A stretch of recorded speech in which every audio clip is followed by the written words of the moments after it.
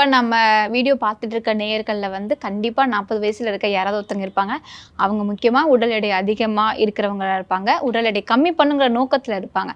So நம்ம வந்து அது கம்மியாகிறது கொஞ்சம் டைம் எடுக்கும் நீங்கள் சொல்கிறீங்க. இருந்தாலும் ஸ்டார்ட் அப்புக்கு இந்த மாதிரி நீங்கள் ஆரம்பிச்சிங்கன்னா கொஞ்சம் நல்லா ஸ்மூத்தாக குறைச்சிடலாம் அப்படின்னா என்ன மாதிரி டிப்ஸ் சொல்லுவீங்க? கண்டிப்பாக வெயிட்டை குறைச்சிடலாம். அது வந்து முடியாத விஷயம் கிடையாது. வெயிட்டை குறைக்கணும் அப்படின்னா முதல் விஷயம் உங்கள் ஹார்மோன்ஸை பேலன்ஸ்ட் ஆக்கணும்.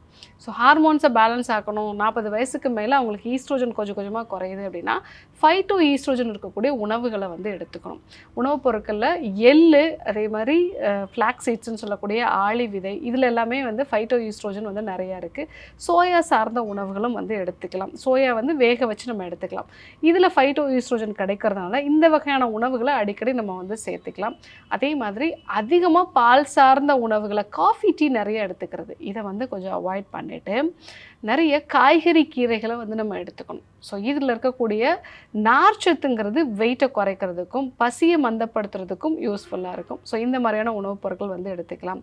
ஸோ ஒரு 40 வயசுக்கு மேலே போயிடுச்சு அப்படின்னாலே நம்ம பாடியில் த்ரிஃப்டி ஜீன் அப்படிங்கிற ஒரு தியரி இருக்கும். அதாவது கொஞ்சம் உணவை வச்சு நமக்கு உடம்பை மெயின்டைன் பண்ணுற மாதிரியான ஒரு கண்டிஷனுக்கு வந்துடும். ஸோ அப்போது உணவு முறைகளில் நல்லா ஈஸியாக செரிக்கிற மாதிரியும் அதே சமயத்தில் வளர்சிதை மாற்றத்தை அதிகப்படுத்தக்கூடிய உணவுகளாக நம்ம வந்து கொடுக்குறோம்.